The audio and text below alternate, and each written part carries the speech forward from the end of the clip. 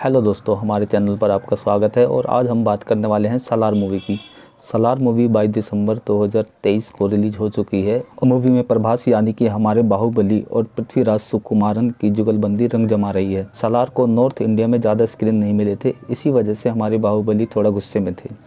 आंध्र प्रदेश को छोड़कर केरल, कर्नाटक और तमिलनाडु में भी फिल्म को कोई ज़्यादा रिस्पांस नहीं मिला था, लेकिन इन सब के बावजूद फिल्म पर कोई असर नहीं पड़ा और ना ही हमारे रेबल स्टार की फ़ैन फॉलोइंग पर। सालार पार्ट 1 सीज फायर का डायरेक्शन प्रशांत नील ने किया है। प्रशांत नील का पूरा नाम प्रशांत नीलकंठपुरम है। प्रशांत नील ने KGF 1, KGF 2 और सालार द सीज फायर का डायरेक्शन किया है। उनकी आने वाली फिल्में फ़िलहाल बगीरा, NTR 31 और सालार पार्ट 2 सौरियांगा है। इन दिनों बॉक्स ऑफिस पर दो सुपरस्टार के बीच कांटे की टक्कर चल रही है। एक तो हमारे सुपरस्टार हैं प्रभास यानी कि हमारे रेबल स्टार, और दूसरे हमारे शाहरुख खान यानी कि बादशाह खान। शाहरुख खान की मूवी डंकी और हमारे रेबल स्टार की मूवी सालार, दोनों फिल्में आगे पीछे रिलीज हुई हैं। रेबल स्टार की फिल्म का प्रदर्शन डंकी फिल्म से बहुत अच्छा चल रहा है। दोनों ही फिल्में एक दूसरे पर कॉरपोरेट बुकिंग का आरोप लगा रहे हैं। आखिर क्या होता है ये कॉरपोरेट बुकिंग और कहाँ से इसका ट्रेंड शुरू हुआ, जानते हैं इस वीडियो में।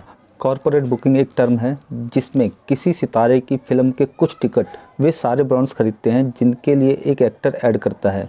यानी कोई एक्टर अगर 15 ब्रांड्स के एम्बेसडर हैं, यानी वो 15 ब्रांड्स के एडवर्टाइजमेंट करते हैं, तो ऐसे में उस स्टार के फिल्म के रिलीज होने पर हर एक ब्रांड उसकी फिल्म के 1-1 करोड़ रुपए के टिकट खरीद लेता है और उसके कोड्स वो अपने ग्राहकों, डीलर आदि जिसको भी वो चाहे फ्री में बांट सकता है। इस तरह की जाने वाली टिकट बुकिंग कॉरपोरेट बुकिंग कहलाती है।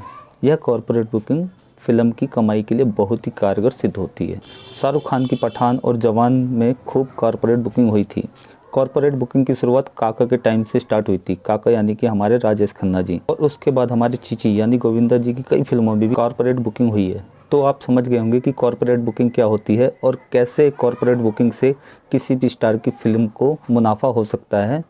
अब हम बात करते हैं सालार मूवी की। तो सालार मूवी उग्रम का रीमेक है। उग्रम एक कन्नड़ फिल्म है जिसका निर्देशन प्रशांत नील ने ही किया है। फिल्म उग्रम के भी 2 पार्ट हैं। उग्रम ने भी अच्छी कमाई की थी, लेकिन प्रशांत नील का मानना था कि अगर वो किसी पैन इंडिया सुपरस्टार के साथ ये फिल्म बनाते तो ये फिल्म बॉक्स ऑफिस पर सुपर डुपर हिट होती। इसलिए उन्होंने दोबारा ये फिल्म सालार के नाम से रेबल स्टार के साथ बनाया।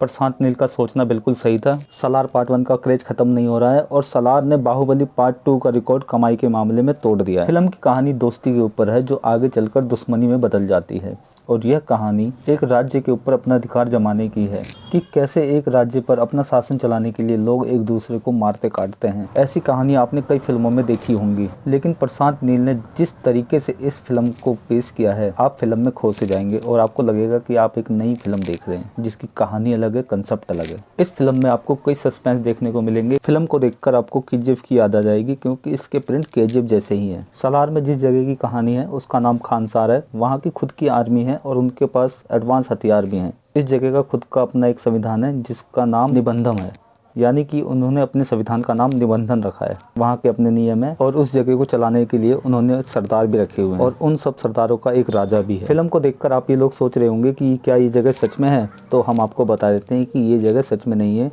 ये सब जगह काल्पनिक है और ये सब प्रशांत नील की कल्पना है। प्रशांत नील ने इस कहानी को ऐसे पेश किया है जैसे ये कहानी बिल्कुल असली लगती है। फिल्म में 2 दोस्तों की कहानी है जो बचपन से ही हमेशा एक साथ रहते हैं। एक का नाम है प्रभा और एक का नाम है देवा। प्रभा जो राजा का बेटा होता है और देवा जो एक गरीब मैकेनिक है। एक राजा का बेटा गरीब मैकेनिक के साथ रहता है, इसलिए उस मैकेनिक के दिल में उस राजा के बेटे के लिए बहुत ज़्यादा इज्जत होती है और वह राजा के बेटे के लिए कुछ भी करने को तैयार रहता है। प्रभा का किरदार पृथ्वीराज सुकुमारन ने निभाया है, जिन्होंने लूसीफर, कड़ुआ, ड्राइविंग लाइसेंस, कैरल कैफे में काम किया है। फिल्म में एक राजा की 2 बीवियाँ होती हैं। प्रभा दूसरी वाली माँ का बेटा होता है। पहली रानी का बेटा प्रभा से कहता है कि नाक में नथनी पहनने के लिए पहले उसे उसके पहलवान को हराना पड़ेगा। नाक में नथनी पहनना सरदार होने का प्रतीक माना जाता था। प्रभा को वो नथनी दिलाने के लिए देवा उस पहलवान से लड़ जाता है और बिजली का झटका देता है। अब आप लोग सोच रहे होंगे देवा क्या थोर है जो बिजली का झटका दे सकता है, तो आपकी जानकारी के लिए मैं बता दूं, देवा ने बिजली का तार पकड़कर पहलवान को झटका दिया था। देवा प्रभा को वो नथनी दिलवाता है।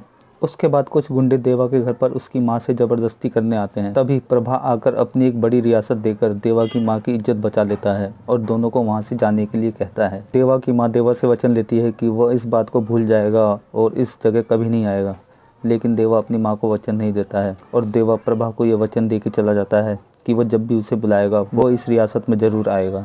यह कहानी दोस्ती और माँ के वचन के बीच में उलझ जाती है। कई साल बाद प्रभा देवा को याद करता है और देवा अपनी दोस्ती निभाने के लिए प्रभा के साथ उस जगह आ जाता है। तो ये कहानी सालार पार्ट 1 सीज फायर तक की है। उसके आगे की कहानी जानने के लिए आपको सालार पार्ट 2 सौर्यांगा देखना पड़ेगा। लेकिन इस वीडियो में आपको आगे की कहानी भी बताने वाला हूँ। अपने दोस्त को खानसार की रियासत दिलाने के लिए देवा प्रभा के साथ खानसार आ जाता है। वहाँ के लोग नरक की ज़िंदगी जी रहे होते हैं। देवा वहाँ जाके देखता है कि अभी भी कोई भी सरदार किसी भी लड़की को ले जाके उसका रेप कर देता है। देवा को यह देखकर अपनी माँ की याद आ जाती है कि कैसे उसकी माँ के साथ भी लोग ये ज़बरदस्ती कर रहे होते हैं। यह सब देखकर देवा का खून खोल जाता है और वह वहाँ के लोगों को मारने लगता है। धीरे धीरे खानसार के लोग देवा के पक्ष में हो जाते हैं क्योंकि वह उन्हें नरक की ज़िंदगी से बाहर निकालता है।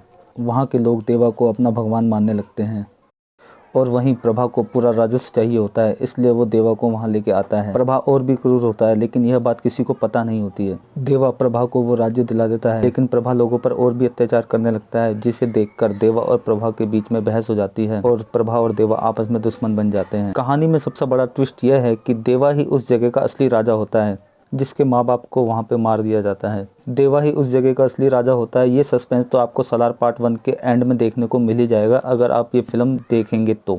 सालार पार्ट 2 में आपको इन दोनों की दुश्मनी दिखाई जाएगी। अगर आप इस फिल्म को रिलेट करेंगे तो आपको ये फिल्म बाहुबली की याद दिला देगी। बाहुबली में दो भाई एक राज्य के लिए आपस में एक दूसरे के दुश्मन हो जाते हैं और वहाँ की प्रजा एक को अच्छा और एक को बुरा मानने लगती है। सेम स्टोरी इस फिल्म में भी आपको देखने को मिलेगी लेकिन कंसेप्ट थोड़ा सा अलग है। वहाँ पे दो भाइयों की कहानी थी, यहाँ पे दो भाइयों के बीच में एक दोस्त आ जाता है जो दूसरे भाई को राज्य दिलाने के लिए उसकी हेल्प करता है। लेकिन असल में क्या होता है, सस्पेंस ये है कि जो उसका दोस्त होता है वही उस राज्य का असली राजा होता है। इस वीडियो में हमने आपको सालार पार्ट 1 सीज फायर और सालार पार्ट 2 सौर्यांगा प्रवम दोनों की स्टोरी बता दी। वीडियो अच्छा लगे तो चैनल को लाइक कीजिए, सब्सक्राइब कीजिए। आपका बहुत बहुत धन्यवाद।